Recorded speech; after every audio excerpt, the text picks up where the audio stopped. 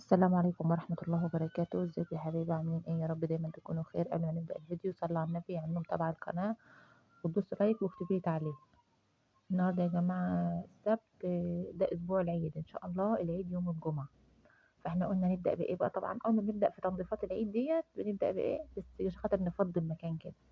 شلنا سجاد الشقة كله والستاير، احنا حاطين ستار في الغسالة، وطلعنا بقى عندنا على السطح كده قلنا نغسل ايه السجاد مع بعض. عندنا مكان كده على السطح بنغسل فيه. انا بحب اضيف لغسيل السجاد كلور، واللي يقولك الكلور بيبوظ السجاد قولها لا ما بيبوظوش، بس اهم حاجه ما تحطوش مباشر على السجاد. يعني هتجيبي مثلا عندك طبق بلاستيك كده، هتحطي فيه الكلور بتاعك والمسحوق بتاعك والعجينه اي حاجه انت بتغسلي بيها بقى ايا كان، وتحليها شويه ميه وتبداي تحطي. ما بيبوظش السجاد، بالعكس ده بيعقمه وبيساعدك في تنظيفه وبيخليه زي الفل. لما بيقولوا بينضفوا ده بيحطوه مباشر كده على كده، طبعا لازم نشيل اللون ويبوظ الدنيا، انما كده محلول بميه وعليه بقيه المنظفات استحاله يبوظ الالوان ولا اي حاجه. بالعكس بيخلي السجاد بينور على وانت نشراه. طبعا لسه اول يوم النهارده بادئين بقى، هناخد لنا يجي 3 ايام كده. انا بفضل سايباه على السطح لحد ما بخلص ترويق اخر يوم، وانا بروق بقوم جايه منزلاه يفضل بقى في الشمس فوق برضه يتحكم برضه من الشمس ويتهوى وكده.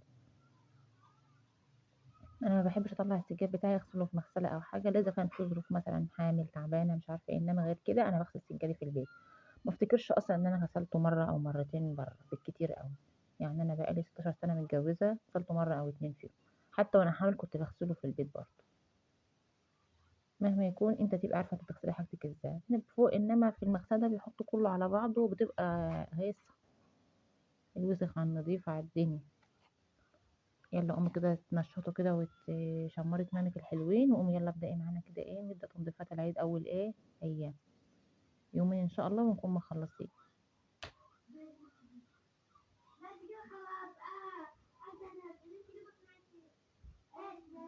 بس طبعا اللي ما عندوش مكان بقى، انا المكان قبل ما نعمل المكان ده في السطح كنت بغسل الصراحه في الصاله عندي في الشقه. يعني انا عندي الميزان بتاع الدنيا حلو، كان بيظبط لي الدنيا برضه، ما بغسلش بره. تعالي يلا اغسله معايا.